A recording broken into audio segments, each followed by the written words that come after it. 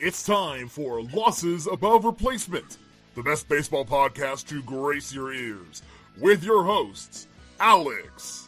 Plus, I have so many questions. Also, where's my car? Splash. Strive to love something as much as my grandmother loves buying new crock pots. And Mac. Well, if you've ever been to Boston, you know that they have amazing ice cream. Coming to you from coast to coast, it's L.A.R. Ladies and gentlemen, boys and girls, welcome into episode something of Losses Above Replacement. I am your host, Splash, joined today by two players who would be starters on the 2025 Atlanta Braves. That is Alex Clark and Mathias Altman-Kurosaki. How are we doing, fellas? I mean, I'm ready to go play first base. Let's go, boys. Okay, Here we go. Okay, I want Matt Olson in the lineup. Okay, fine. I'm ready to go be the designated hitter. Let's go, boys. Okay, I want Drake Baldwin in the lineup. Can you play second? Okay, fine. I'm going to be your lefty situational knuckleballer. Deal. That's a good idea. Mac, what position do you I'm want to also play? right-handed, so it makes What position? I'm taking over for Iglesias. I'm the closer. Okay. He's allowed a bunch of homers this season. Okay, that's fine. So that means that you're going to be the closer. I'll be the setup man. You have all the velocity. I have the knuckleball. Yes. Yeah. I like it. Brian Snitker, maybe you could use some different ways of managing your ball club. I don't know, man. The Braves stink. The Mets don't stink. Good job, Mac. They did lose. Yeah. The last couple of days didn't go great, but contrary to what the fan base will tell you, they're actually not bad. You know, for a team that's 11-7, they have a lot of angry fans. Yes. Mets fans are very rational human beings, by the way. If you didn't know. So I don't know if you guys saw the Braves sideline reporter Wiley Ballard got into some controversy. Yeah. Braves fans were like, "This man is a G. This is how you do it. This is the epitome of Riz." And other fan bases looking at you, New York Metropolitans, not agreeing. No, they're like, "This is harassment. This is bad. He should be fired." They said some absolutely vile things to this man. I think Wiley is a national treasure. Today, he ate cotton candy fries on national television. So, good job for him. I have to disagree with something though. You said the definition of Riz is actually in the Mariners radio booth with Rick Riz. Yeah. Okay. So again, like I respect it though. That's a Bizarro episode of the Magic School Bus. So instead of Miss Frizzle, it's Mr. Rizzle. Yes. So, and we have the Rizzler on the show somehow. The Rizzler. Yes. Is this now the second episode where we talked about the Rizzler on podcast? Yes, and I hate that is the world that we now currently live in, and I blame you fully for that. Gotta go get a chicken bake, man. Okay. So gotta when we watch eventually, AEW. oh my God, when we eventually hire an intern, by the way, if you want to be our intern, just send your resume to lossesabovereplacement@gmail.com. We will look at it and we will seriously consider you. But the first task, though, let you know. Yes, for right now. Your first job would be to create the losses above replacement word cloud. This is a rates and barrels term that who do they talk about a lot? They talk about Edward Cabrera a lot. They just do. They talk about Billy Cook, who I'd never heard of before this offseason. They talk about him a lot. Yeah, on the Pirates. Who's the number one player in the losses above replacement word cloud? I have a sinking suspicion it's Cal Raleigh. Yeah, it probably is. Yeah. It is absolutely Cal Raleigh. If anything, just from me raving about him. Yes. Or Ohtani. Ohtani's like an obvious. Ohtani's also in there. Yeah. Ohtani, yeah. By the way, Judge is probably in there as well. Yeah, Judge. But the fact that now the Rizzler is now canonically in that word cloud is yes, we have talked about the Rizzler more on this show than like real and legitimately good Hall of Famers. Like, have we ever talked about Stan Musial on the podcast? Yeah, I think we brought him up a couple times. Maybe a couple times. Have we had like a legitimate conversation about him and not I don't think there's been I don't think so. Okay. Because we talk about news a lot. See what I mean? No, I get you on that. I do find that still incredibly funny. Yeah. So. Well, you know what else is incredibly funny? Some of these hot starts that players are off to. It's great for the humor. It's great for the vibes. It's not great for my blood pressure. So we're all going to choose a position player and a pitcher that We either like the start they're on, they're balling out, they're doing the thing, or we don't like and we think they're going to continue to suck. And I would like to start because I need to have a heart-to-heart conversation with a certain Harris, Michael II. Buddy, I have never seen a player with more catastrophic plate discipline outside of Javier Baez. Michael Harris swings at everything. Everything. He swings at strikes. He swings at balls. He swings at everything out of the zone, in the shadow, in the chase, in the waste. It is a true catastrophe. And Harris is as talented as they come. And I want to believe that. I want to believe he's a 5-tool guy. I want to believe he's a future multi-time all-star. I want to believe he's going to be a top 10 MVP vote getter one day. I want to believe he's 24. He's 2 days older than I am. I want to have all these beliefs. But when you swing at everything, you just cap your ceiling, because in your contact first approach, listen, you have power. He can hit opposite field home runs. He's not James Wood in that way. James Wood is unbelievable. But Michael Harris has, in theory, power, or foul to foul line power, and he can do all that. And he has plus speed, and he's unbelievable defensively. He has a great arm. But when you make such horrendous swing decisions, you are not going to win many plate appearances. You're going to strike out a lot. You struck out 4 times today against Chris Bassett and friends. And it's just game after game after game. There's no incentive for the opponent to throw you strikes because you'll swing at 4 balls before you get walked. It is truly a waste of talent right now. And if Harris doesn't figure it out, if Harris isn't walking like even 5% of the time, 5% is below average. It is well below league average, to be clear. If he is walking 5% of the time, Michael Harris is a good baseball player. Even 6% of the time, Michael Harris is a good baseball player. But his walk rate has begun with a 4 in 2022, in 2023, in 2024, and in 2025. That is not going to fly. The strikeout rate is fine. It's below league average, whatever. But you cannot function as a big league hitter swinging that often out of the strike zone. You have to be a true one-of-one Vlad Guerrero Sr. talent at hitting the baseball to be remotely successful. And Vlad retired as a 318 hitter. There's been times Harris has been a 300 hitter. He has had long stretches of being a 300 hitter in the big leagues. He hit 297 as a rookie, 293 his second year. He's had long stretches of both of those seasons that he hit over 300. But last year he hit 264. This year he's hitting 190 entering play today, and he struck out 4 times. You are not going to have good results if you are swinging at bad pitches over and over and over again. Yeah, and it's interesting. His whiff rate has actually gone down this year, but his chase rate is 44.7%. And like you're saying, he's an incredibly talented player. And I think he's better than a 507 OPS that he has after today. But there definitely are concerns there because, like, just looking at his StatCast page, there was a lot of red after last year, which was considered like a down year for him. But this year, not so much. But I'll jump into the player I'm going to talk about. I just watched him over the weekend for the A's playing in West Sacramento. Tyler Soderstrom, the current major league home run leader, 8 home runs, OPS up above 1,100 entering today's play.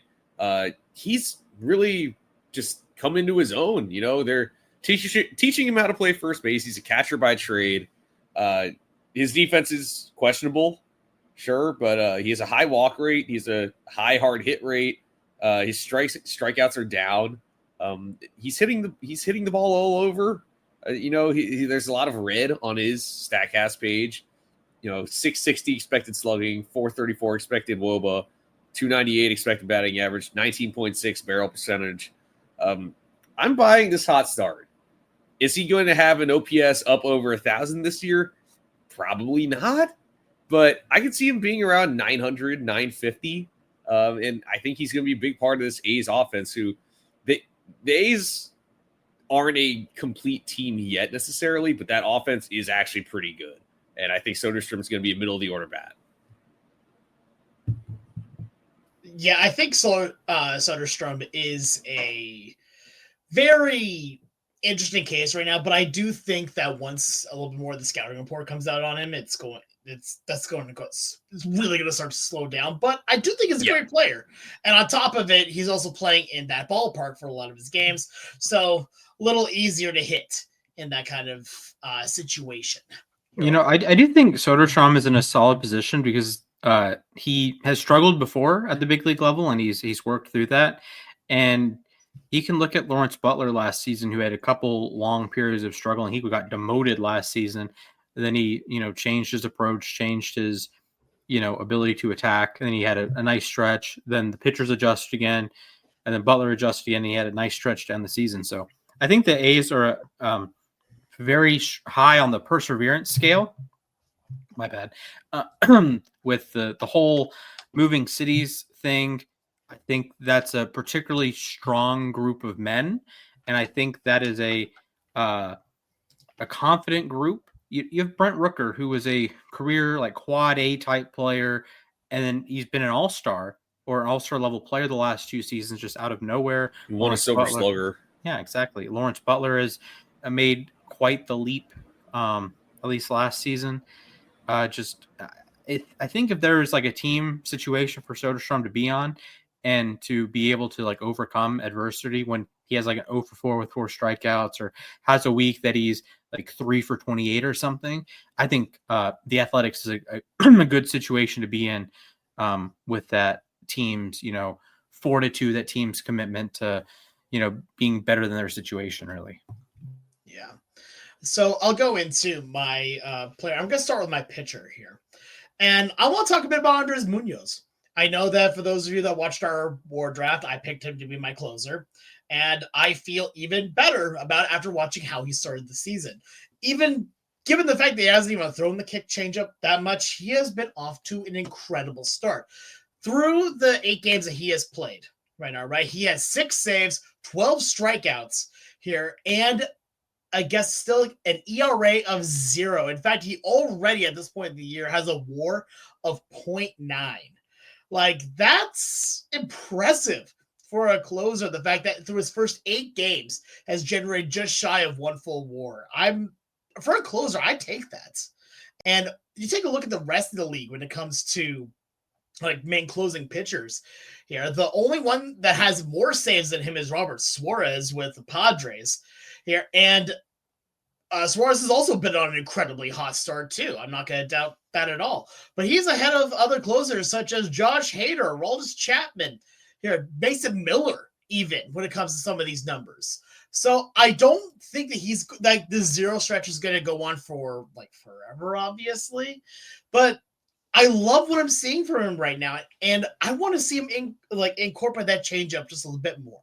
He's only thrown it, I believe, about 3 times so far this season, but he's really been relying on that fastball, sinker, slider here. And again, like we saw at the end of 2024, he was absolutely masterful once he got that sinker working for him. And now he's got it working and has that changeup still just kind of in the back pocket if he needs to. I was listening to the ball game today, which Seattle won 5-3 on. Andrew Mentek brought up a really good point here.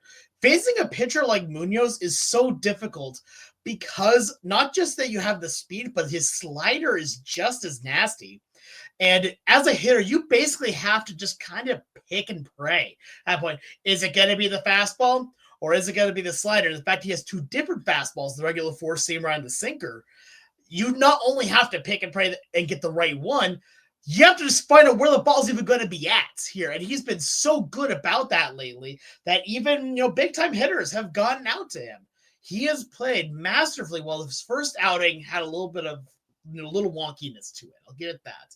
But still got out with no runs, and he has continued that trend throughout this young season so far. Is he going to have a 0 ERA all through April or March? Probably not. But it's possible. And the fact that he's gotten off to this start is something that I think a lot of fans have been clamoring to see because we've been waiting for Munoz to have that true breakout. We saw he did well last year. He did well. Not great. He did well. This year, he is starting off on that great trajectory. I will say, The one interesting thing I've noticed about Munoz is that he's only had two outings where he hasn't allowed a base runner. And if you hear the siren going by, that is the sound of New York City. But what I noticed though is that even when someone gets on base, like everyone is confident that he can work out of it.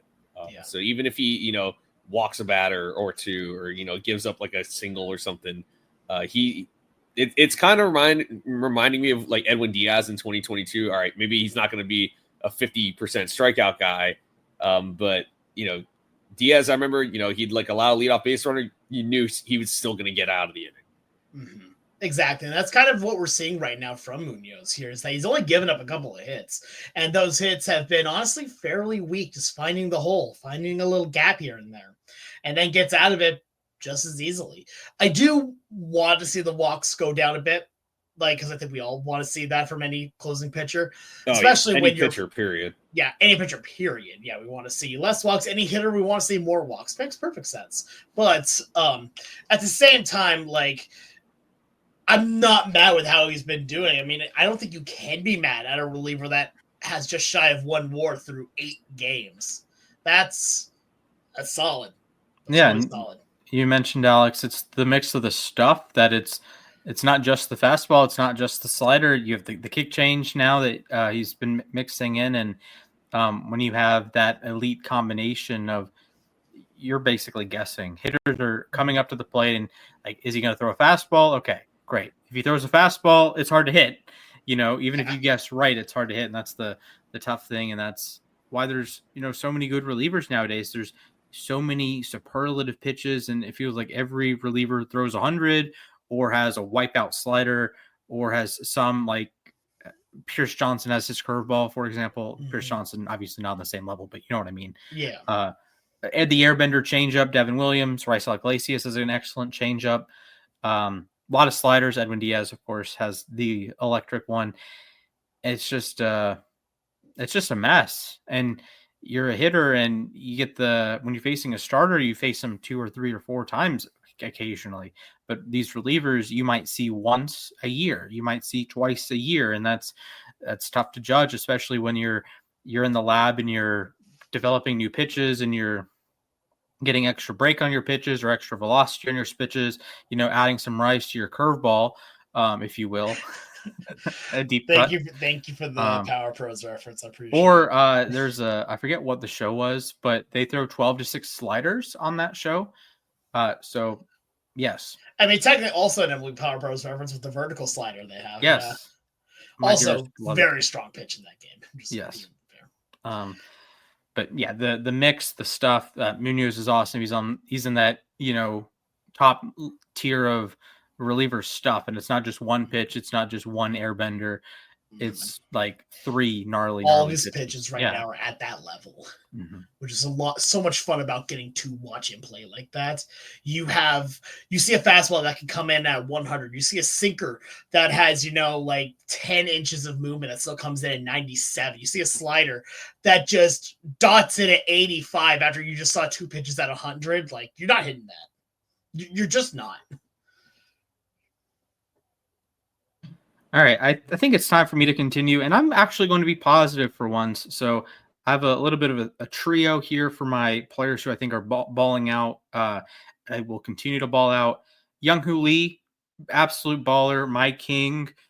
I love what the Giants are doing, playing into his unique aura. Really, I would describe him as an aura king. He had the Giants posted their pictures in their new City Connect jerseys. They're fine. Better than their previous ones, I'll say that. And Young-Hoo Lee just exudes aura. He is aura. Unbelievable player. I think he's going to be a plus glove, plus running, plus contact, and a 50th percentile power guy, which was not in his profile at all. And that's a lot of fun to see if he's leading the league in doubles, if he's on the Jarren Duran power method. A bunch of doubles, the occasional triple, the occasional homer, a lot of fun. Drake Baldwin has struggled so far, but the under the hood tools are just loud. Today he had a pretty cheap home run, ironically enough, but sometimes you need those. Hits the ball really, really hard. I think he's good behind the plate. The arm The accuracy of the arm, let's say, needs a little bit of work. But the pitcher that I'm in on is Mackenzie Gore, one of the pieces of the Juan Soto deal, the original deal, Nats to Padres. The filthy curveball. But it's more than that. The way Mackenzie Gore carries himself, this is not a stats projection. This is not that at all. I can go through them, and he has really good stats and some underlying, metrics. He's as expected 3.09 ERA. That's great. Gets good extension. But Mackenzie Gore carries himself like he is a bad MFer. He carries himself like, I'm going to strike out. I'm not only going to strike you out 10 times or 12 times. I'm going to take your soul and I'm going to eat it. And I watched him in person, the Dodgers-Nats game. Allowed a couple runs. Ohtani got him for a homer. But just the dog mentality is there. And he's 26. I think he's going to be an all-star level pitcher for the Nats. I think he's going to be their next guy to receive Cy Young votes. I don't know if he's going to be like high on that list, but that mentality will serve him well. He's worked so far to a 3.52 ERA. Again, he got tagged for a homer against the Dodgers, but he was just masterful against Philadelphia to open the season. And he's the guy that I think is going to continue to take these steps forward. Former top 5 pick. Good stuff, and electric fastball. So Mackenzie Gore, I am all in, buddy. Yeah, Gore. I mean, I remember watching him just like as a rookie, even when he first came up with the Padres. He had very good stuff, and now that I think he's consistently, going to be a frontline starter for the Nationals. Like he started on opening day this year. He knows he's the ace, and he's a young ace. I think he's going to make the All-Star team this year. I think he's. The Nationals have reasons to get excited, even though they're in the NL East. So kind of a tough road there. But I'm going with the guy who made the All-Star game last year, but I think he's taking the jump to the next level this year, which is Hunter Green. Last year, like Splash has referenced, he led the National League in baseball reference WAR. This year, 27 2/3 innings. He's only allowed 3 earned runs, only 1 home run, 31 strikeouts against 4 walks. And you go back to last year, he only pitched 40 innings in the second half, but he had a 1.13 ERA in the second half last year. So since the All-Star break last year, he has an ERA just a shade over 1. That's really, really good. And he's finally figured out how to control his stuff. That was my biggest concern with Hunter Green is, can he cut down on the walks? Can he throw his pitches? Like, yes, he can throw 100 miles per hour. Can he throw them consistently for strikes? And he's proven he could do that. I know initially I thought he was just going to be a reliever, but he's proven he can be a great starter. Is he going to be a sub-1 ERA guy? Probably not. Is he going to be like a mid-2s guy? Absolutely, I think. And we're looking at a Cy Young contender here, so I'm all in on Hunter Green. And keep in mind the ballpark he's doing it in. Yeah, in Great American Ballpark, yeah. And the Reds have never had a full season Cy Young winner.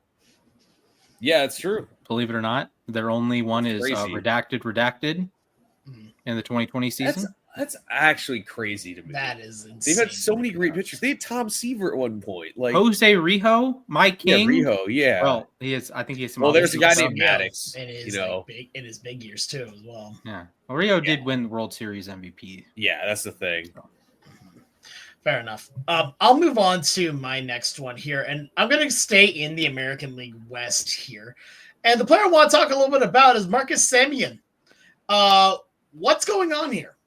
Legitimately, if you're at home, listening at home right now, I want you to go pull up Marcus Semien's baseball reference page, because it doesn't make sense what's happening right now. What's happening right now is that he has a negative 0.6 WAR through a grand total of 16 games here, and has been outright egregiously bad. To give you an idea, his OPS plus stat is a single-digit number. Let me say that again. His OPS plus is a single-digit number. To give you an idea, OPS plus, for those of you that do not know, although if you're listening to this podcast, you already know, because we talk about it a lot, 100. 100 is the average player. 100 is the average, and he is not even a tenth of that right now.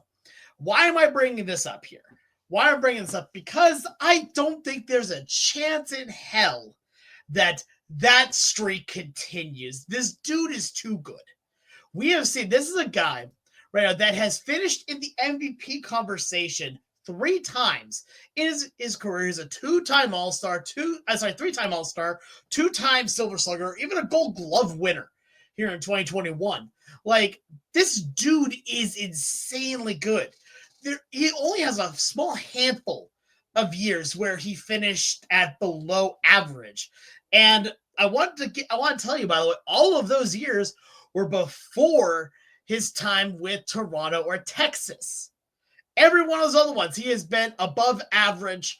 Actually, no, I will say 2024, he technically finished with OPS plus of 100. But, I mean, I'm not even going to be mad at that right now, right? So, I don't see there's any way that he plays on this bad of level. The dude is batting in the 100s.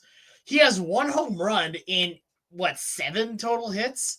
Something like that. Like, it's almost offensively bad how bad he has been playing at the start of this. But because of that, we've seen players get on cold stretches. And again, this is 16 games. This is not a full season. This isn't even a full month. Players go on bad stretches. Hall of Fame players have gone on bad stretches here. It's funny to see how people will see one bad month and a player is gone, right? We've seen a couple times players like Julio Rodriguez that have been horrid for a month and then will come back and somehow hit 375 the next, right? We've seen guys, like Acuna that haven't played amazingly in a month, and then the next month will just be incredible. Guys like Pete Alonso that haven't hit a home run in God knows how long, and then we'll just start mashing everything like he's seeing a beach ball at the plate. This happens. This is something that is bound. Like, every player goes through tough stretches here, and I don't think this is regression. I really don't. Like, I understand that he's 34 years old. It's weird to say his 13th year in Major League Baseball, which still doesn't seem real to me. But I do think he's going to start regressing, but this is not what regressing looks like. This looks like a slump. This is like the textbook definition of a player's having a bad month looks like. Now, if we get, let's say, at the end of May, and his OPS is at 25, then you start to maybe hit the panic button a little bit, because that is absolutely horrid for a guy 40 games into a season. Again, another guy that has been an MVP level player, not once, but multiple times. He has proved that he is as good as he said he has been. And the only reasons why he hasn't won those MVPs are because of players like Aaron Judge and Shohei Ohtani. So, and Vladimir Guerrero Jr., excuse me. So, I mean, yeah. Yeah. So at that same point, I think he's going to, he's going to bounce. I don't think he's going to have, this incredible, MVP season, but he's going to come back to being at the very least above average, right? There's no way. I don't even think that there's a chance that by the end of the season, his OPS is below 80. OPS plus, excuse me. Yeah, the batted ball stuff is not exactly great. Obviously, he's underperforming it by a decent amount, but it's expected WOBA is in the 260s. That's not good for his career. Or league average is 310, depending on the season. He's still a solid defender at second and a good base runner, so he's not a value-less player. He can be productive, I think. I mean, yeah, it's sort of the Andres Jimenez method the last couple of years that I think he can still be a 3 or 4 WAR player, even with, below average production at the plate. But obviously a single digit OPS plus, that is close to where pitchers would hit. Pitchers would be right around 0 OPS plus. So you're in that ballpark with pitchers. That's not good. But I do have my warning lights are squarely up with Semien. He didn't have a particularly good season last year at the plate. He was just average, a 699 OPS in the run environment. I'll say this. Homers, I mean, his first year with the Rangers, granted, he was only 30 at the time, but his first year with with the Rangers, all right, I guess he was 31, but he only had one home run through the end of May. I remember he had a 443 OPS in April and a 619 OPS in May. And then he played regular Marcus Semien for the rest of the year. Am I saying he's going to be, all-star caliber player the rest of the season? I don't know. He's in his age 34 season. But can you expect him to be at least a productive player? Yes, I think so. Maybe he doesn't hit, 20, 25, 30 home runs. Maybe he doesn't hit 45 like he did in 21. But I think there's reasons to believe he's going to come out. There's just no way he can be this bad. Yeah. One more thing I want to kind of bring up here, and I'm not saying that I want this to be the case as much, but there's a lot of times when you have players that are that we know are better than this, that are playing this bad. I think there may be an external factor. And what I mean by that is maybe there's an injury that we're not seeing yet. Maybe there's something in it that he's going to get evaluated and say, something is wrong with you, and now you're going to be out for 4 months. I don't want that to be the case. I'll be very clear. I do not want that to be the case. But that would also be another explanation here for a lot. There's a lot of times that players will have one bad outing or a few really bad outings, and they'll go on the IL. And you didn't see them suffer an injury during the game, but here they are now on the IL. So maybe that could be there could be an external factor, but I don't want it to happen because I want players to be healthy, because I don't wish injury upon anybody. And also, Simeon's the type of guy who tries to play every single day. I mean, 159 games last year. That was the first time. That was his lowest total since 2018. Yeah. All right. He missed one game in his first two seasons with the Rangers. He played in literally every single game, every single inning of the 2023 season for the Rangers. He's played 162 games 3 times in his career. A lot of times, if a player could do that for one time, getting that perfect attendance, you're going to be riding off that for a while. This dude's done it 3 times. Yeah, as someone who never got perfect attendance in school, I always admire those who somehow show up every single day. So I mean, I'm not saying I admire that, but at the same time, I get it. So I definitely also did not have perfect attendance. It's rigged. I had perfect attendance one time. It was rigged. I don't know if it was just my school system, but they had really stupid rules. But there were people that would get perfect attendance that would I remember them leaving class for half days. And it's there were probably kids in there that were in class more than you, but by some quirk of the rules didn't get perfect attendance because they missed one day. But you're we're doctor's appointment here. Doctor's appointment, that's fine. But half a day here, half a day here, half a day here, half a day here, half a day here. It'd be when Michael Bridges came in for 6 seconds the other day. Yeah. The funny thing is, AC Green did the same thing when he broke the original record. He had a day, a series of games. He broke his face, so he would just check in for 5 seconds and then leave. So this is not the first time that's happened, but good job baseball, good job basketball as well. Go Cavs. Sports are fun that way. Yeah. You know what else is fun, Alex? What's also fun? Looking at 2024 award winners and seeing how well they're doing this season. And I'm going to start off.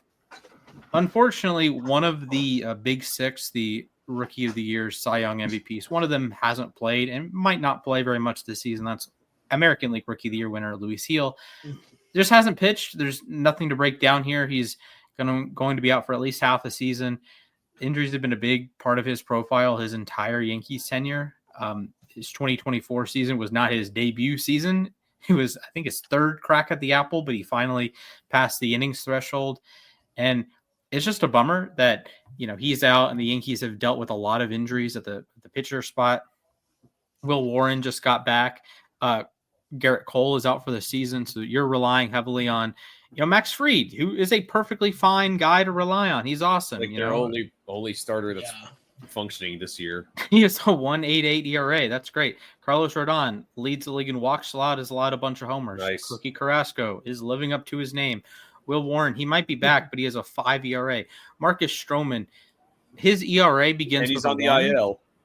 Yeah, but that's a 1-1 before you get to the period. Not great. And outside of that, it's like they've made all 17 of your starts, so at least they've been your guys. But again, like you said, Stroman's on the IL now. Oh man, you're in a sticky situation if you're New York. No Heel, no Cole, and you're relying on. I think Rodon's an above-average arm. He's not pitching like it. Yeah. Fried's great, of course, but then Carrasco and Stroman are just not quality big leaguers at this point in time. Yeah, I feel that. And like, here's the thing: when it comes to the Yankees overall, like this has been, we had a feeling this was going to be a main issue for them going into this year, right? Because especially when we found out that Cole was going to be out for the year, that's a dangerous sign for this team. Whenever you lose an ace like that, and your pitching depth already isn't that strong, you're going to be hurting, right? And again, losing Soto, as much as Yankee fans will say that, oh, it doesn't matter, we still have the best hitter in baseball, it's going to hurt you. That happens here. Judge has still played exceptionally well, still leads the MLB in homers. He's still being Aaron Judge. The problem is not the entire team is not Aaron Judge. You still have some good players. You know, Austin Wells has been solid as well. Your guy there, Splash. But I think when it comes Yankees, to, it's like half the roster is my guy. Yeah. Like I'm a Ben Rice guy. I've been out on Jazz in recent years. You like Jazz? You like Jazz? I mean, to be fair, Jazz is one of the reasons why the torpedo bats blew up as much as they did, because he was just hitting homer after homer with them. And then blew up in the wrong way. Yeah, that blew up in the wrong way. 2 for 30. Yeah, and now Cal Raleigh has been hitting dinger after dinger after dinger. That's been quite beautiful. He's now tied for second in most home runs in the American League right now. You'll love to see it. I'll say this about the Yankees though, is that we were saying this before the show that I didn't think Luis Seal should have won last year, the Rookie of the Year, but now he's out until at least August, and now he's getting an MRI. He's been shut down from throwing. We're looking at a guy who might not pitch this year, and the Yankees they finally won a non-NL Central series by winning these 3 games against the Royals. But that's the thing, though, is that they've been struggling against a lot of teams. You know, they struggled against the Diamondbacks. They struggled against the Tigers. Like, they struggled against the Giants.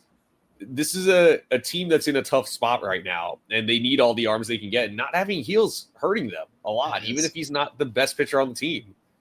Especially considering the fact of how tough the AL East already is.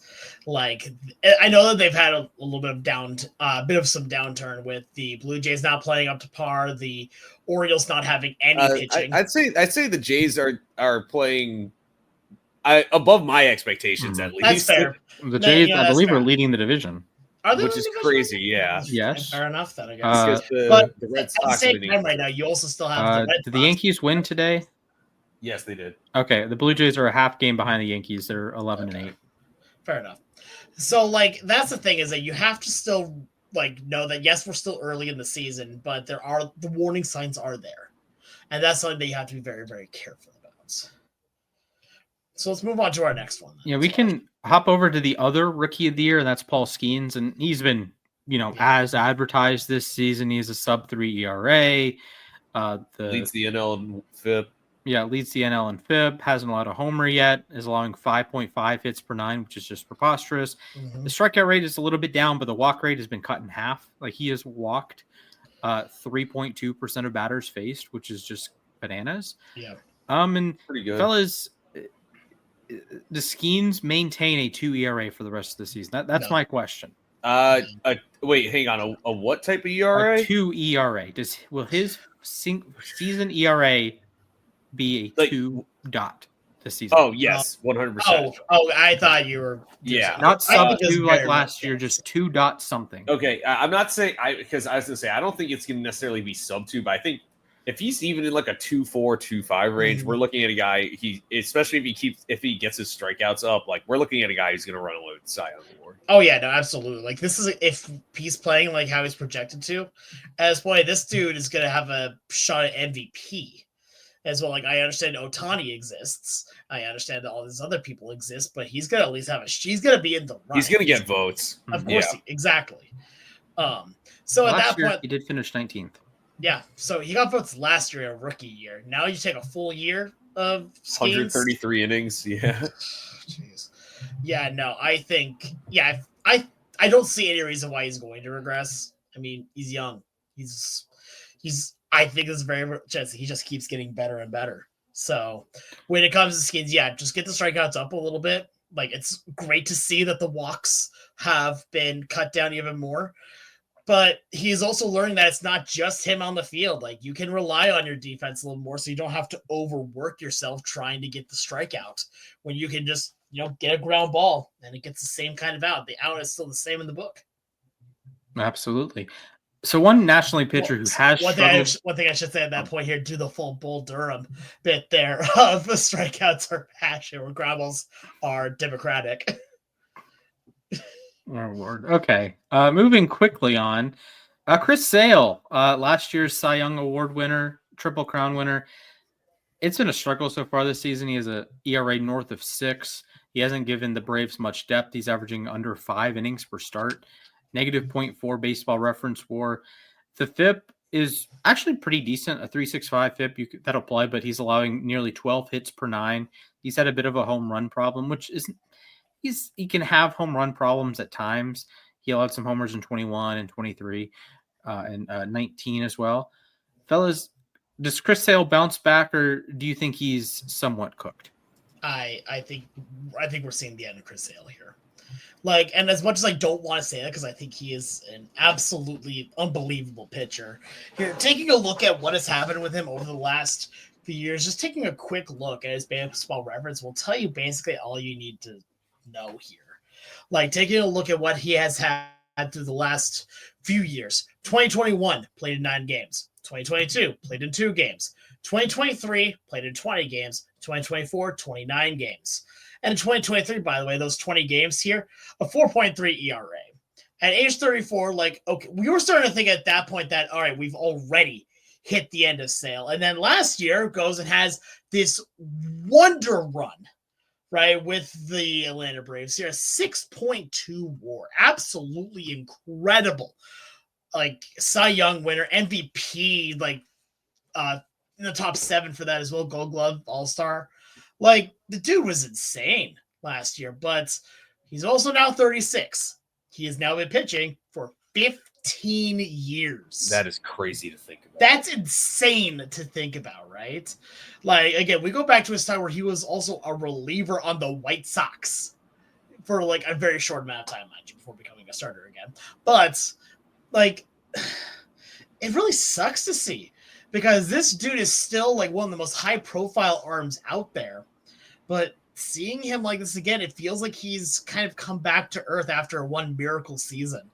And I don't want that to be the case, because I like seeing Chris Sale pitch well. He is one of the most fun pitchers in all of baseball. His delivery is so funky, especially as a left-hander, you can still get that fastball up there at a pretty high velocity there. Like, not to mention a slider that just has more movement than I do on the dance floor. Like, it's fun to watch him pitch, and I don't want him to just be done or go back to being, not to be rude here, the 2022 Chris Sale. Yeah. Okay, so I'll say this, that my concern with Sale is the same thing with Simeon. It's his age. He's 36. And my other concern is that late last year, the Braves were holding him out. They kept pushing back his starts, and he never ended up pitching down the stretch. That's my concern here. That being said, I don't think he's going to be as bad as his numbers show right now. I don't think he's necessarily going to be a Cy Young contender again, but he's going to be an above-average pitcher this year. 2.3 ERA, maybe not. 3.3, I think is very doable. I think, we're looking at a guy who could, at least he can throw 160 innings. I think we're looking at a guy who can strike out around 200 batters. But I'll say I don't buy that he's going to be this bad this year, but I'm not saying he's necessarily going to all of a sudden be a Cy Young front runner again. Yeah, you look at the BABIP, it's 415. That is unsustainably high. bad. Like last year, it was a little high. It was 315. It was a little high, but that's in the realm of reasonable possibilities. I think this is just an early season thing. The 6 ERA, his expected ERA is a 4.32. He's gotten a little, I don't want to say unlucky, but he's at a couple outings that say he threw 5 innings against the Phillies, but the last 3 batters he faced reached. If he just throws 5, his ERA is a run, maybe a run and a half lower. So I think he'll end up with an ERA at bare minimum in the 4s, maybe like a 3.8 or 3.9. I think he'll be a perfectly fine pitcher moving forward. I do think he's clearly the number 3 in Atlanta's rotation. You can rank the Spencers however you wish. Strider was, I thought, very good today. Then got a lot of homer in the Vladimir Guerrero, who among us hasn't done that. Sale still gets elite chase, still whiffs a bunch. 27% strikeout rate, good walk rate, doesn't allow a ton of hard contact. So I think the BABIP will be more like a 320 BABIP, and it'll be more like a 3.5 to 4 ERA guy as opposed to over 6 and like unplayable. And to me, the concern is how deep he's going into ball games. Last year, it's a lot of 6 and the occasional 7, and you were reliably getting 6 innings out of Chris Sale, and so far this season, it's 4 innings, 5 innings, and I know a couple of those are like your opening start to the season. You're not going to empty the clip and throw 9 innings. I get it, and he's not a guy nowadays. You're not asking a 36-year-old to throw 9 innings every start. I get it, but giving Atlanta, the difference between giving them 5 innings and 6 innings is massive. And if Sale is giving you 5 innings of 2-run ball versus 6 innings of 2-run ball, I think that could be the difference between him being a good starter and him just being a meh starter. So that's where I'm between. I don't know if he's going to be more meh or more good. I think it's going to help him having the pitching staff that he has alongside having, as you said, Spencer Squared working with him alongside. So he doesn't have to carry the load on his own. Mm-hmm. So I mean, I want to see him good again. I really do. Because he's so much fun to watch. Yeah, and it helps out the Hall of Fame candidacy too. Definitely, yeah. Just like even if he's like just like a 3-WAR pitcher, like a 3.5 ERA guy, I think that's just great. He gets more strikeouts. He gets closer to 3,000 strikeouts. I don't know how realistic. Let me give a quick search to see how close 3,000 is. He is at 2,438. So later in the season, he'll get to 2,500. I'm saying like 3,000 is not off the table for Sale. I'd say it's possible, but yeah, his arm would really have to hold up. He's under contract. He has a team option for next season, so he has, in theory, 2 more years in Atlanta. Let's call it 300 strikeouts between, so they give him about 275 more. He'd get to 2,700. I could see Sale pitching into 2028, and that would be his age 39 season. I think that's stretching it. His arm would really have to cooperate here. Okay, that's a fair point. That's the tough part. That's a fair point. I don't know. Over 2,500 strikeouts, he could get to 150 wins, 2,500 strikeouts. Would have a Cy Young. Would be over 50 Baseball Reference WAR. I don't know what it is on Fangraphs, but it would be better because he has a 2.9 career FIP, which is bananas, actually. It's also just like when it comes to his Hall of Fame candidacy, like his name alone, I think gives him a lot more credibility. Like, yes, you look at the stats. Yes, we know he's dang good, but and we also just know it's Chris Sale, and that's something a lot of voters, unsurprisingly, take into account. Mm-hmm. Yeah, and also I think we're gonna have to start, and like this is my last thing on this, is that we're gonna have to start evaluating pitchers differently. I think because a lot of pitchers aren't going to be reaching a lot of the counting stats that, say guys like even like Justin Verlander or CC Sabathia have reached. Like Sale probably isn't going to win 200. I don't even know who the next person is that reaches 200 is going to be. Yeah, even the Garrett Cole blew out this season, so yeah, that's unlikely. Clayton Kershaw is going to come back, and he'll probably hit 3,000 strikeouts this year. He's over 200 wins, but after Kershaw, like I can't think of another guy who's going to hit either of those benchmarks. Like maybe Sale for the strikeouts, but, Mm-hmm. I will point out Sale. has a career 2.9 FIP, which is better than Pedro Martinez, among a lot of other pitchers. Wow. The Hall of Fame candidacy, I think, is there. It'll be tough looking at some of these Boston seasons, these 9 starts, 2 starts. Those injuries, really, yeah. No starts in 2020. If those were even like take his 2019 season, he threw 147 innings and made 25 starts. If you just like map that, or even his 2023 season, he made 20 starts through 100 innings.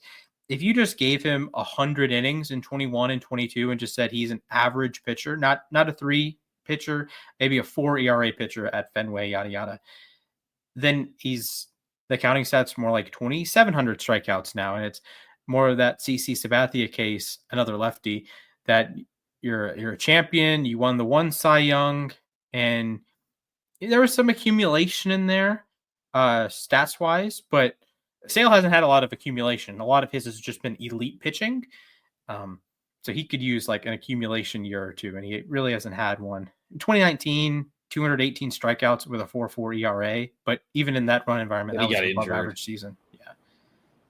So we'll move to the American League. Tarek Skubal, the Tiger King, has had a rough start to the season. Going to face the Dodgers. Well, going to face the Dodgers to start the season, not exactly what you want, but he's really been dialed in since then.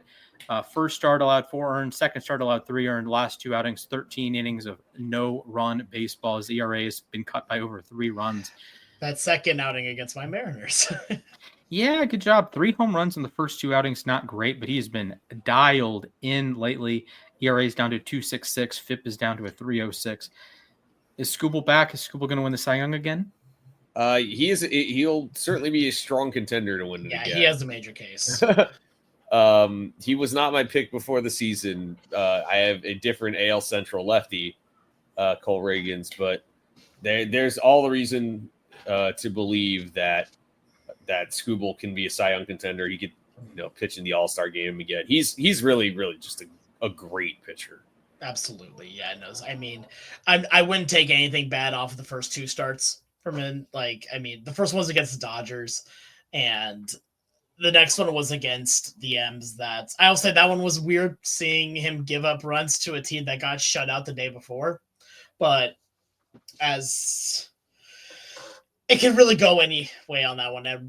Everyone's allowed a bad start every now and again, even Cy Young Award winners. So really? Just, yeah, it'd be like wow, that. That's news to me.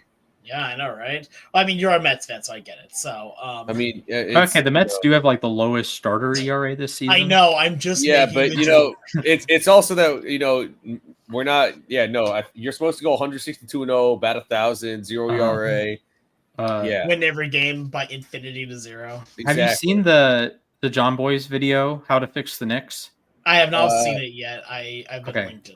I recommend it. The premise is, as soon as a Knick misses a shot, they are kicked off the team. Oh, great idea, actually. Yeah. So, like Patrick Ewing makes 1 shot in the 96-97 season, and he's done. Allen Houston makes 0. He's like the highest scoring Knick of the last 30 years. And exactly. He contributes 0 points. So the final team John ends up with is a deep cut of Knicks. I'll put it that way. But from talking about the Knicks, we're going to talk about a different New York sports franchise. This one happens to no longer exist. Our trivia today is Jackie Robinson themed. April 15th, of course, Jackie Robinson Day, commemorating his major league debut, breaking the color barrier in 1947. Fellas, we have some trivia. Who would like to go first? Well, please pick a number between 1 and 30. That's how I'll decide who goes first. 24. All right, Mac. 14. Correct answer is 16. Mac, would you like to go first or second? I'll go first. All right. What number did Jackie Robinson wear? No trick questions. 42. That is correct. Wait, what about in the minor leagues? Couldn't tell you. It's 3. That is 3, by the way. Okay, good one. I'm pretty sure it was 3. I might be wrong on that. But. All right, Alex, what team did Robinson debut against? Debut against? Yes, against. Oh, was it the Braves? That would be correct. Yep. Yeah. At the time, the Boston Braves. Mac, after second base, what position did Robinson play the most? I believe it's first base. I believe that is incorrect. It is What? third base. He played some first. He played some left. He also played a lot of third base. Man. All right, Alex. What team did Robinson and the Dodgers defeat in the 1955 World Series? That would be the Yankees. That would be correct. The whole Yogi Berra stealing home. Yeah, that was his only World Series win. Mac, you need to tell me, how many times did Jackie Robinson lose in the World Series? I give me. I can give you a multiple choice on this one because that's just like a random number. Yes. All right. Did he lose 3 times, 4 times, 5 times, or 6 times? I believe it's 4 times. Unfortunately, sir, it was 5 times. What? All of them to the Yankees. I know all to the Yankees. Yes. which is like the LeBron versus the Warriors meme. But extended. All right, Alex, to take the lead. What school did Jackie Robinson attend? Oh, you went to UCLA. That would be correct. Yeah, man, that was a layup. Mac, I think I went like. Oh no, I already had the lead because I don't think I've missed a question yet. And Max now missed 2. Yeah, good point. Okay. All right, Mac, to tie and to force Alex to get the last question correct. This is my favorite question. What is Jackie's brother's connection to Jesse Owens? He was the runner-up to Jesse Owens in the Olympics. That is correct. He was the silver medalist in the 200 meter in Berlin.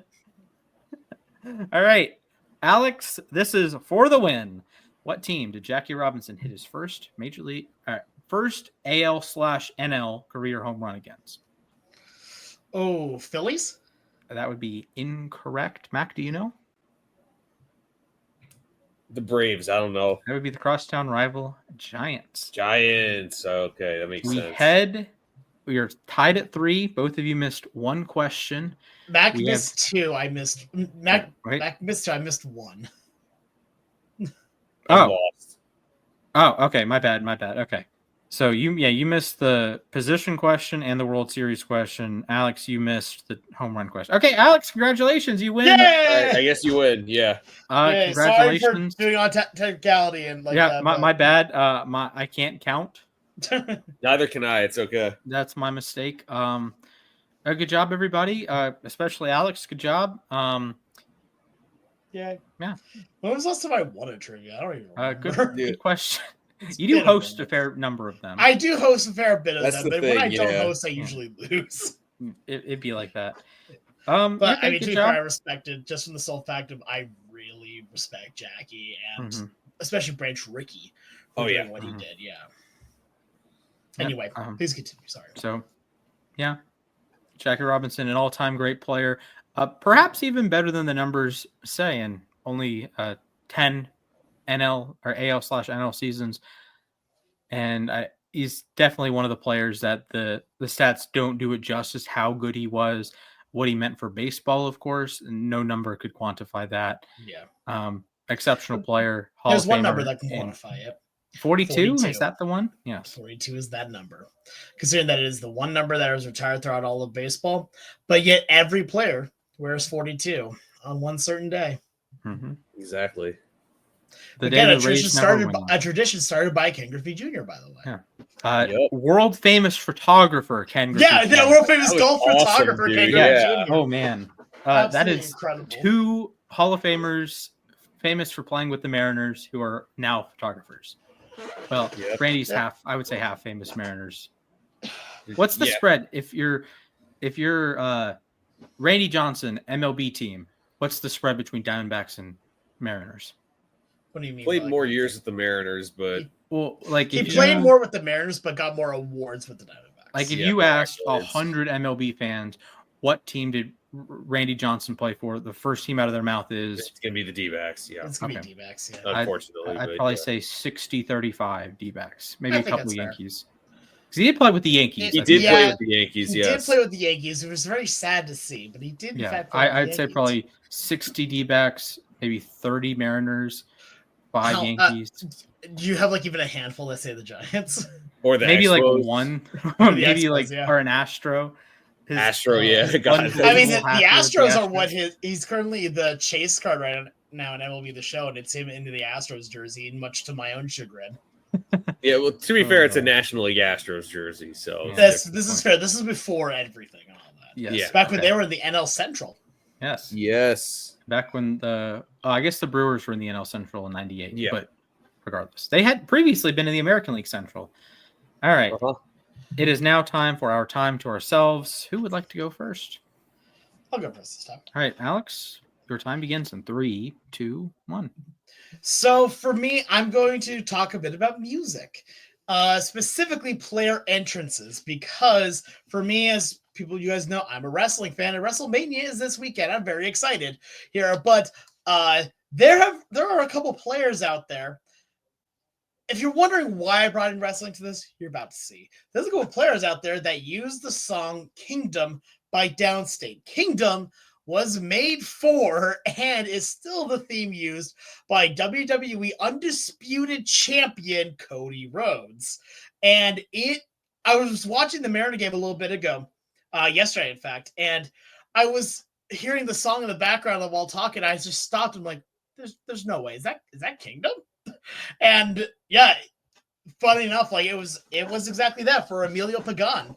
And I've learned now that both Emilio Pagan and Tommy Canely use that song as their walk-up songs. And I absolutely love that. I love seeing that kind of integration between baseball and wrestling, especially given the fact that wrestling is known for having amazing music. So at the same point, I want to see more of it. But if you are at home and think that wrestling is stupid, that no one cares about it and all that, the fact that Major League players are using themes as their own on that too is absolutely amazing. Also, Downstate, amazing band. Go and listen to a lot of their stuff. I know they've done a lot of wrestling stuff, but legitimately an amazing band. And I would love to get to talk to them someday about all this. It's awesome. Yeah, that reminds me, could our friends over at the Rockies and the Angels and the White Sox please upload your playlists? The walk-up, the closer entrance aficionado over here needs that information. So please do your job. How many save ops are the Rockies going to have this season? That's the issue. Seth Halverson is their closer. I know that much. I will say one more thing as well. If you are a Reds fan out there and you hear Emilio Pagan's theme coming out, I want you to do the thing that wrestling fans do with Cody, because there's one part of the song where it goes, whoa! And at that point, just scream, whoa! I want to see the stadium shake, because I have seen that chant shake other big buildings when Cody Rhodes is in the building. Just do it. I think if you want to build some electricity, Ellie does a dang good job of it. The fans can do better if they chant the whoa along with Kingdom. Just at that point, I think that might even channel Emilio Pagan enough to become, great closers. I don't know. That's definitely stretching it. But just, I want to hear at MLB Stadium, all of you to just go, whoa! Man, the 2021 Braves almost did that in the Adam Duvall Grand Slam game. Unfortunately, they did lose that game, but that's probably the loudest I've ever heard a crowd. I think I'll go next if that's okay, Mac. All right. Someone count me down. Your time begins in 3, 2, 1, begin. This is a math conversation. I would like to talk about the legitimacy of why relievers are a thing and why starters don't go as deep into games and why teams have 5 starters and sometimes 6 starters instead of 3 or 4. This is a math bet. This is a bet saying, I'll use the Braves as an example. This is saying Dylan Lee's 43rd inning on the season will be a better inning than Chris Sale's 178th, whatever that number ends up being. This is the same reason why LeBron James doesn't play 48 minutes a game, or Luka doesn't play 48 minutes a game, or your favorite basketball player doesn't play 48 minutes a game, even if they're awesome, right? The Denver Nuggets can say, all right, Nikola Jokic can play 40 minutes and be high level, but that 41st minute, we might rather have DeAndre Jordan for his 8th minute of DeAndre Jordan. So that opportunity cost is the conversation that is based. That's honestly every sport, but I'll use baseball as the strongest example. This is why pinch hitters are a thing. This is why pinch runners are a thing. That it doesn't make much sense to pinch run for Marcell Ozuna in the first inning of a baseball game unless he's hurt. But in the ninth inning, and it's a big run and you need that, okay. So there are so many talented arms. We talked about it earlier, particularly bullpen arms, guys that throw 100, and they don't need to throw 6 innings to be effective. They can throw 1 inning, they can get 3 batters out, and you're good to go. And I think that's sometimes what older fans and can get hung up on, that just because a starter doesn't go 8 innings doesn't mean they're not trying, doesn't mean they're not giving their all. And I think in some ways I know the classic pitcher. I even talked about it earlier with Mackenzie Gore, that he thinks he's the man, and I respect that. And it's like he will get it. He thinks he will get everyone out when he's on the mound. Absolutely. But there also comes a time that you trust your teammates too. So when you get pulled in the 6th inning or the 5th inning, you're not leaving like, oh man, we suck, we're going to lose, right? You think, okay, next man up, he's going to get the guy out, or the next batter, if you strike out the next batter, he's going to get the job done. And I think that's something we sometimes lack, that players have confidence not only in themselves, but they have confidence in their teammates. So when you're thinking, oh, he's soft, maybe he's just confident that his teammate's going to pick him up, and he knows that he can pick up his other teammates. And bullpen guys in particular, they take pride in not allowing inherited runners to score. And that's like, a good teammate is someone who doesn't allow inherited runners to score. A bad teammate is someone who allows a lot of inherited runners to score. So I think sometimes we forget that, human to human interaction. Like, example for the podcast, I don't talk for an hour. It feels like it sometimes. I don't talk for a straight hour. I trust that Alex and Matt can have coherent talking points, right? So perfect podcast. I talk for 20 minutes. Alex talks for 20 minutes. Mac talks for 20 minutes. Bada bing, bada boom. And we're all firing on cylinders, right? And you have to have some level of trust in any group that you're in, any team environment that you're in. And that, to me, is modern baseball. You don't need old Hoss Radbourn to throw every single inning, because that's a little impractical. I mean, a bold assumption there to assume that Mac and I can hold a cohesive conversation about sports for even 5 minutes. But I appreciate the vote. I think we definitely do. Yeah, I respect it. I mean, depends on the day. It really does depend on the day. Yeah. Anyway. All right, Mac, you ready to go? Yes. All right, your time begins in 3, 2, 1, begin. Yeah. So I will briefly touch on something, which is that I think MLB's challenge system needs to be amended. The Mets were not able to challenge a call that effectively cost them the game today, because they had lost the challenge earlier in the game. I think that's ridiculous. We need to work on that. But real thing I want to talk about, though, is college sports again. Syracuse just lost their team captain, Trevor Pena, in football to the transfer portal. And I mean, I think we really have to reevaluate the landscape of college sports. This is a guy who, when I was in grad school, tore his ACL and lost a year. And then this year he had a huge breakout season, and they made this big announcement at an NIL event that he was coming back. And, he was going to be the team captain. Syracuse has this new quarterback, Ricky Collins, who, again, picked him up from the transfer portal. He's going to be the quarterback after his time at LSU. And all of a sudden, yesterday, Trevor entered the transfer portal. It just completely is shocking. I can't believe it, really.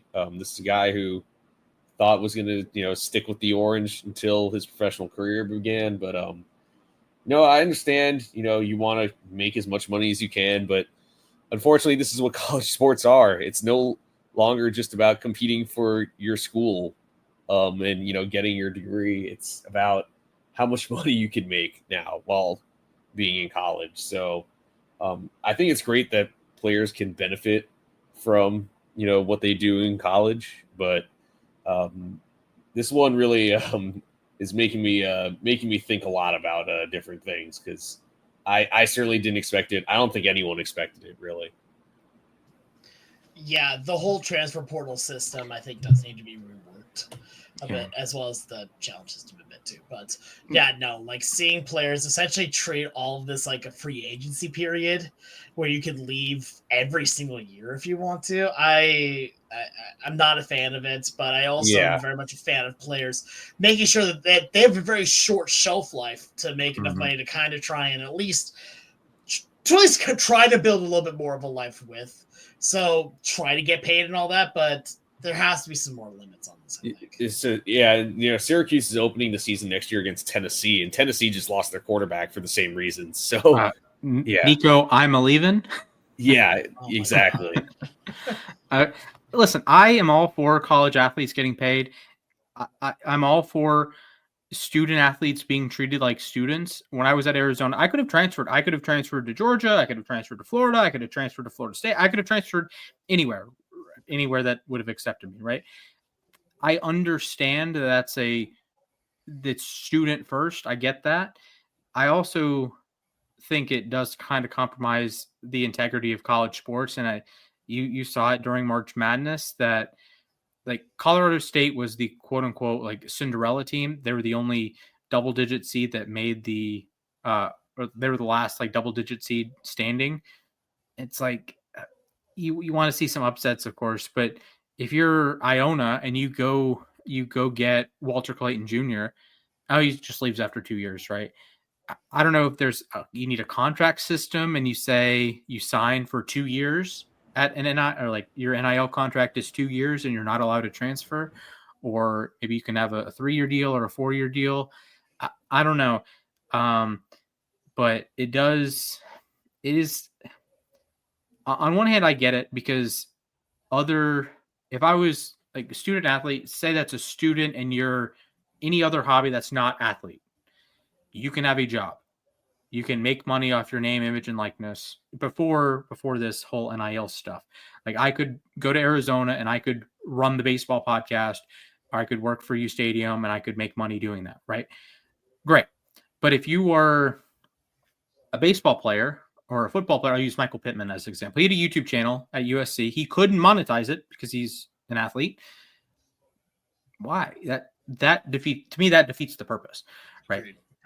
Like you're not like you're an athlete. You need to make some money. You need to have a job because your job is playing football, and that is not giving you any sort of money. And that at the time, so I think there's some. And unless you're on a full ride, like even if you are on a full ride, there's still other expenses that your scholarship will not cover.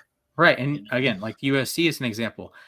USC, if you're a football player, you're going to have 2 games or one, or probably a game or 2 in your career that you're in Northwestern. That is above and beyond what an average college student has to deal with. And think about not the football players, but other sports that have to deal with this whole conference shenanigans that like Stanford is in the ACC. Yeah. Like you were in they Palo played Alto. against Syracuse this year. Yeah, you're in Palo Alto, and then the next weekend you're in New York City, connecting to get to Syracuse, or you're in, Durham to play Duke, right? Exactly. Yeah, that is bananas, and that is there needs to be some form of compensation, but I also don't think it needs to be like, with all due respect to Haley Van Lith, she played for 3 different teams in the Elite Eight. Yeah, I remember that. That is not great. There's reasons to transfer, absolutely. Hundreds of reasons to transfer. I'm not going to deny that. But to transfer just for financial purposes, it kind of makes me feel a little icky. But then again, you can do that. If I work at a grocery store, if a different grocery store offered me like double the pay, I would go with there, right? Oh, 100%. So I get it, but at the same time, I wish there was like a better balance, Yeah, absolutely. And it's just always going to be kind of weird because it is still such a new system overall. So, right. With that being said, any last words, fellas? Go Mariners. This is my last episode as a 24-year-old. Exciting. So, yeah. Congratulations. You know what's funnier than 24? 25. Michael Harris whiffing at every single pitch out of the strike zone. All right, fellas, good podcast. Did we record on the 10th last week? Because if so, this is my first podcast as a 31-year-old. I think we recorded. We recorded on the 9th last week, I believe. Then this is my second podcast as a 51-year-old. Congratulations, you are old. You're not wrong. Yes. All right. Well, if you don't want to be old like Alex, you can drop a like on the podcast. You can subscribe to us on.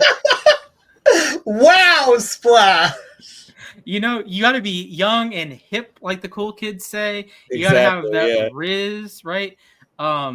If you want extra Riz points, you can follow us on Twitter at LAR_baseball. You can follow Alex at the Sports Guy 242, Mac at Mathias_A_K. You can follow me at Mr. Splashman 19. You can follow us on YouTube at LAR_baseball, losses above replacement. Just search it up. We have like 860 some odd subscribers now. Hit that subscribe button though. We have Instagram. It's not, we could probably use it more, to be honest. That's on me.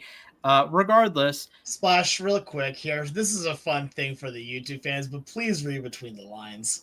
Just gonna do that real quick. Anyway, please continue. All right. Good job, buddy. Leave a 5-star review. Tell your mailman about the podcast. Tell your best friend, even if they don't like baseball. Tell the guy at the laundromat.